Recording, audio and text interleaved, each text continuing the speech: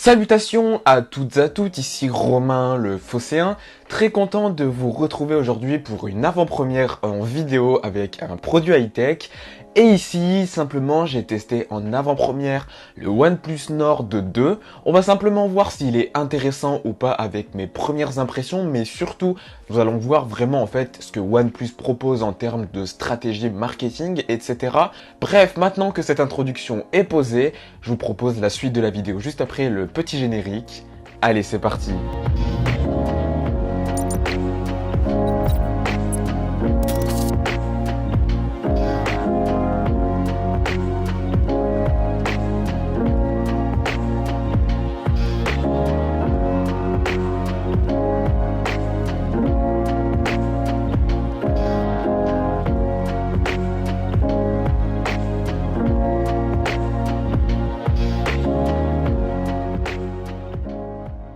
Cette vidéo va donc se dérouler en 3 points et je voudrais commencer par une première chose qui me paraît assez importante, c'est cette philosophie OnePlus. On va pas se mentir, la philosophie OnePlus de base, elle se perd complètement et le OnePlus Nord 2 en est clairement la preuve. OnePlus misait très clairement sur un marketing de communauté, c'est-à-dire que au final OnePlus visait clairement son cœur de cible en essayant de fidéliser sa clientèle. Cependant, OnePlus s'est retrouvé face à un problème, c'est que aujourd'hui en 2021 sur le marché du smartphone, économiquement parlant et avec toute la concurrence qui est vraiment impressionnante, une stratégie telle qu'une stratégie communautaire en termes de marketing, c'est peut-être pas si viable que ça. Ici, clairement, OnePlus misait vraiment sur son cœur de cible, donc vraiment ses fans, et au final, il, entre guillemets, zappait un petit peu la cible principale qui était des personnes qui sont à la recherche d'un smartphone, et au final, se dirigeaient pas forcément vers OnePlus parce que manque de propositions, et au final, ils allaient peut-être vers Realme, vers Samsung ou autre, parce que dans différentes gammes de prix, il y a des produits dédiés à cela. Et puis, il faut le dire, soyons clairs, une entreprise comme OnePlus n'est pas une association à but non lucratif, mais c'est bien une entreprise. Et comme toute entreprise, l'objectif c'est quand même de faire de l'argent. Et avec une stratégie comme ça, comme je le dis, et comme je l'ai dit depuis de nombreuses années, j'ai douté pour ma part de nombreuses fois sur la viabilité du projet OnePlus, et au final, on l'a bien vu maintenant que c'est absolument pas viable. À l'époque, lorsque j'avais dit ça, je m'étais fait taper dessus, mais bon, bref, voilà. En tout cas, la solution est clairement la suivante, c'est un petit peu de suivre ce que d'autres marques font, c'est-à-dire étendre sa gamme de produits avec un flagship et ensuite différentes gammes de produits, comme justement la gamme Nord, qui est assez intéressante et justement c'est ici qu'on va avoir pour objectif de décrypter un petit peu ce smartphone. Alors au niveau de mon ressenti pour cette deuxième partie de vidéo, qu'est-ce que je pense du OnePlus Nord 2?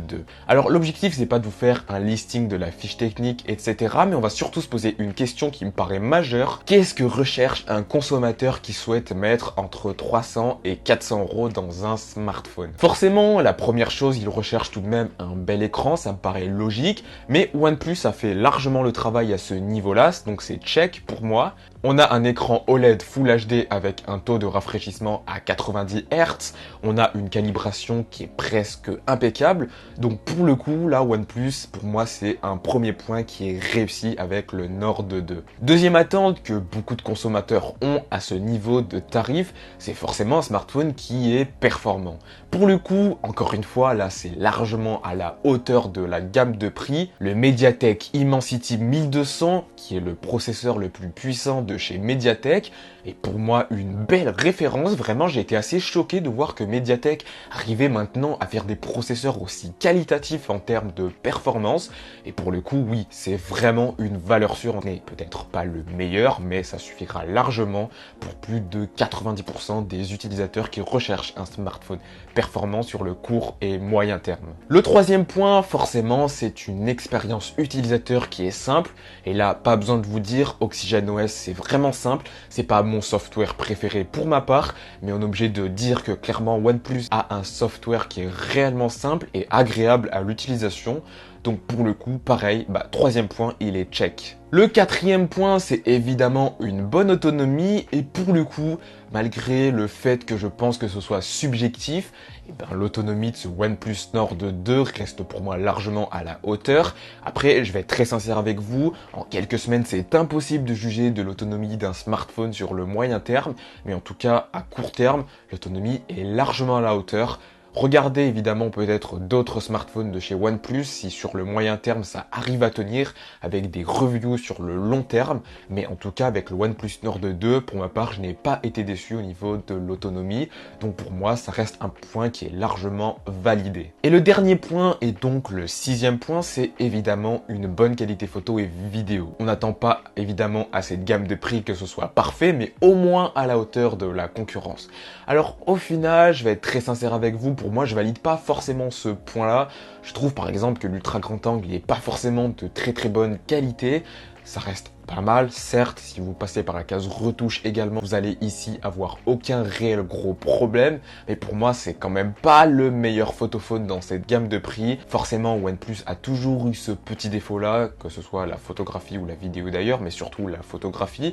Après évidemment, c'est loin d'être un mauvais smartphone en photo, et pour peut-être plus de 60% d'entre vous, c'est un smartphone en photo qui, pour occasionnellement faire quelques clichés et quelques vidéos, ça pourra complètement vous suffire. En tout cas, au niveau du bilan, donc de ce que peut attendre un consommateur dans cette gamme de prix, on est pratiquement à 5 points sur 6, ou je dirais plutôt 4,5 sur 6 en termes de réussite. Donc on peut le dire sincèrement ici, le OnePlus Nord 2 répond largement aux critères des utilisateurs qui recherchent un smartphone entre 300 et 400 euros. Et on peut le dire ici, le OnePlus Nord 2 répond quand même globalement aux attentes des utilisateurs. Du coup, pour terminer et pour le troisième et dernier point de cette vidéo, avec ce OnePlus Nord 2, est-ce qu'au final on n'est pas vers une renaissance de OnePlus sur le marché du smartphone? Pour ma part, je dirais surtout qu'on est sur une nouvelle stratégie de la part de OnePlus qui ici propose de plus en plus de produits pour répondre à un plus grand nombre de consommateurs. Proposer un smartphone autour des 400 euros, ça me paraît cohérent, il y a de bonnes choses qui sont faites, en tout cas avec ce OnePlus Nord 2. Et puis même officiellement, OnePlus maintenant, c'est un petit peu Oppo qui est derrière, donc on retrouve vraiment des traces de ce que peut proposer Oppo.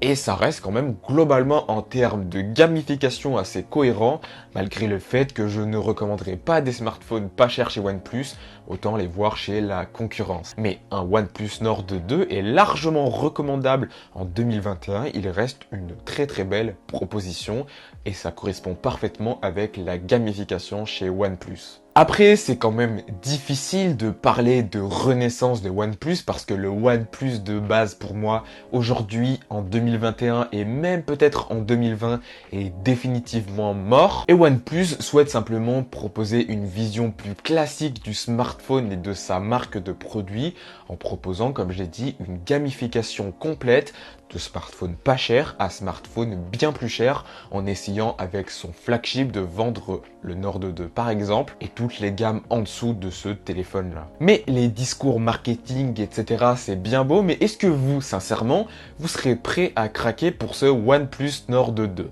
Est-ce que vous le trouvez si intéressant que ça? Qu'en pensez-vous de ce smartphone là et surtout est-ce que vous êtes prêt aujourd'hui à acheter un smartphone OnePlus? Je serais assez curieux de voir vos différents retours concernant ce OnePlus Nord 2 que moi personnellement je trouve quand même assez intéressant. Mais est-ce que vous préférez acheter ce OnePlus Nord 2 ou aller voir peut-être chez la concurrence? N'hésitez pas à me le dire vous en tant que consommateur si vous avez le portefeuille pour, si vous êtes prêt à craquer pour ce smartphone là. Bref, j'attends vos différents retours dans l'espace commentaire et en tout cas moi je termine cette vidéo sur ça. J'espère évidemment qu'elle vous a plu. Si c'est le cas, vous connaissez la chanson, like, abonnement, partage et n'hésitez pas à me rejoindre sur les différents réseaux sociaux ainsi que le Discord. Bref, moi je crois que j'ai tout dit. Je vous dis à la prochaine pour une prochaine vidéo sur la chaîne YouTube. Allez, à très vite, salut!